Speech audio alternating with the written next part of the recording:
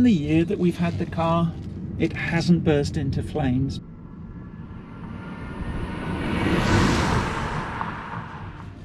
We're a little over a year into ownership of the Hyundai Kona Electric, and so far all is going well, and I thought it would be worthwhile just to give a really quick update.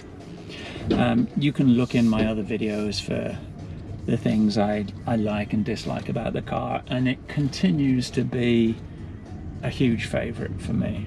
I really like this car. It's quiet, it's comfortable, it's small, it's nippy, and really I think I have 5 points that I really wanted to emphasize today. The first one is the running cost. The running costs are negligible. I estimate that our cost over the 12 months of ownership, we've done about 12,000 miles in that time, and it's been a mixture of city and highway driving. It's what we would normally do, and I estimate it to have cost us about $145 in electricity. And I don't have the exact cost. I didn't have the exact energy usage of the car for the whole period, but I do for the last 6,000 miles. And I will pause this video here very briefly to go through the math with you. The car tells us over the last 6,180 miles, we managed a consumption of 4.9 miles per kilowatt hour. The total miles driven was 11,599 miles. So the total kilowatt hours used to drive those miles is 11,599 divided by 4.9, which equals 2,367 kilowatt hours. The off-peak cost per kilowatt hour here is 5.23 cents. So the total cost of electricity is 2,367 multiplied by 0.0523, which gives you approximately $124. Now that's not the actual cost of charging the car, because there are losses. The cable gets warm, there is heat in the batteries, the car runs cooling to manage the whole system. So if we assume around 85% efficiency, the total cost of electricity consumed is around $145. Now, if we look at the comparable costs for a gas-powered Kona, and we assume 30 miles per gallon, which I think is pretty optimistic, and if we use an average gas price of just over $3 a gallon, the total cost would be 11,599 divided by 30 multiplied by 3.108, which gives around $1,200. So you can see the cost of running the electric car is significantly cheaper than a gas version. So that's it for the electricity costs, and it's very convenient. We plug it in at night, we charge it up to 80%, because that is the sweet spot for charging in terms of battery longevity, and generally we let it get down to around about 20%. You plug it in overnight, in the morning you've got a 80% full battery, and the car switches the charger off. It's all done automatically, nothing to worry about at all. Our charger was a fairly basic one. All it is a transformer and a plug. You can get them that are Wi-Fi connected and have remote control and programming, whatever, but it's completely unnecessary, because I assume all electric cars have that. So don't blow a bunch of money on a fancy charger, just get the real basic model and it'll work fine. Other running costs, even though they're not costs yet, there are still consumables in owning a car, primarily brakes and tires. And I've actually just taken one of the front wheels off to look at the brakes, because my guess was that we've used hardly any brake pad at all, and my suspicions were correct. The brake pads look brand new, and that's all because of the regenerative braking. So you're not going to be spending a fortune on brake pads in this car, and it's the same for every electric car. Tire wear is a little worse than I expected. This car has high rolling resistance tires, and I would have expected those to last a lot longer because they're typically really hard, but I'll show you in a video I took. When you look at them, they don't have a lot of life left in them, so I think we're going to have to rotate them, moving front to back. This is one of the front tires. We're okay, but we're getting pretty close to the wear indicators, so we are going to have to rotate these tires. I could take it into the dealer to do it because service is included for the first 3 years, but I might as well just do it myself. While on the subject of tires, one thing I did notice in terms of grip, in the rain they are not good. We don't get very much rain here, but it's monsoon season and we have had a couple of fairly big storms, and I was out in one of them and I noticed there was just no grip at all. Now that may be just because we don't get very much rain here, so when you do get rain, it's the roads become very slick on when you've got water on the layer of rubber that's on the road. But it did not fill me with a lot of confidence. So if you're living somewhere where there's a lot of rain or snow, I would get better tires than these. So really those are the tires are the real drawback of this car, and I've said that before in other videos. You get a lot of tire noise from them as well. The interior still lets this car down a little bit. The plastics are very, very hard. I've kind of got used to them. Julie doesn't like them very much. And the leather seats were done in a very light grey colour, and they show the dirt really, as do some of the body panels. Now there's two reasons for this. One is how the dog likes to sit in the car. Natasha likes to sit in the front, in the footwell, with her paws up on the seat. Now she always sits like that, and unfortunately she's left dirty marks on the upholstery, so maybe that light colour wasn't the best. But she's happy, and that's what's important. And the other one is, because we live in a very hot climate, we're often wearing shorts, and where your leg touches the armrest here on this side, you tend to get sweat on there, and you can see it's left dirty marks. I imagine it'll clean off fairly easily. I haven't tried that yet.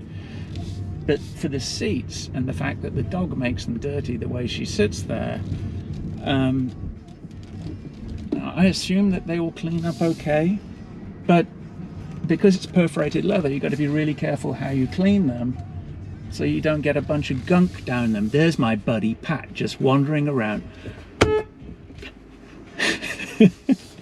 You're still trying to figure out who it is. Hey, you're just like wandering around like a blind man. You slowed down, so I figured I was getting a pass. I mean, who's this asshole who's giving me the freaking horn? Sorry, got distracted there by one of my friends who I nearly ran over. I just had to stop off and buy some ice for my wife, because she has decided that I have too much white wine in the cellar. So she's invited a bunch of her friends over tonight to drink my white wine, and I just went out to get some ice to cool it down for them, being the nice husband that I am. So anyway, talked about the upholstery. The one thing I found out a couple of weeks ago, which was great, is the utility mode. I mean, I knew it existed, but I never had the opportunity to use it. I had to go to the racetrack to do some coaching with somebody, and for one reason or another, the dog had to come with me, and it was 110 degrees. What I was able to do was put the car in utility mode, have the AC running, and she just slept in the car, and she was happy as punch. I checked in on her every so often. And that worked great, and it used virtually no energy. And the added bonus when I came back to the car was that it was nice and cool for me. So top marks for utility mode. I can see that could be really useful if you were camping or something and you wanted to use the various features of the car in addition to the cooling, like having the radio on and that kind of stuff, without actually having the car switched on. it worked very, very well once I figured out how to do it. There's something else. I'm going to have to run inside and check my piece of paper. And I can also check for my credit card, because I couldn't find my credit card when I went into the store to pay for the ice. And kind of worries me, because I thought I had put it in my wallet just before coming out. One thing that is very noticeable when you're charging the car, particularly in the summer, when it's hot, the car puts a lot of effort into being charged. And what I mean by that is you can hear the cooling system working, and it's cooling to keep the batteries cool while they take on energy. And that's a good thing that it does that, because if you didn't do that, the batteries would likely overheat and it would shorten their lifespan. And so it makes quite a racket while it's actually charging during the summer.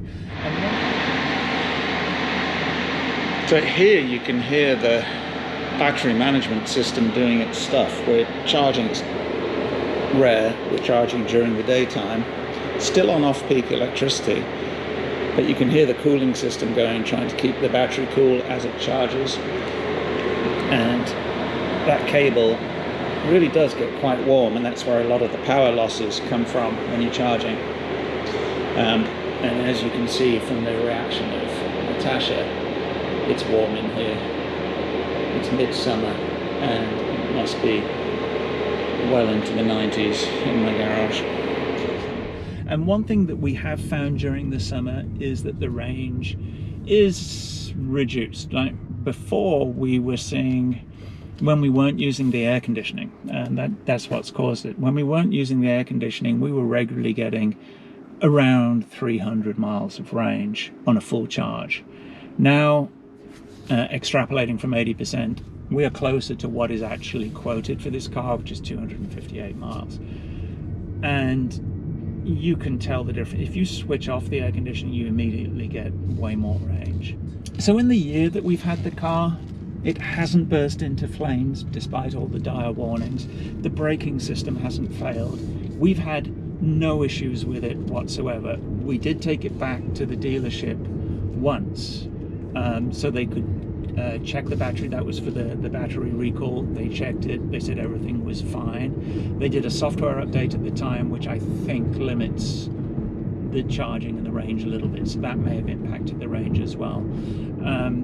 We did get a warning at some point which said there could be a problem with the brake system and that the brake warning light could come on, but we've had no problems with the braking.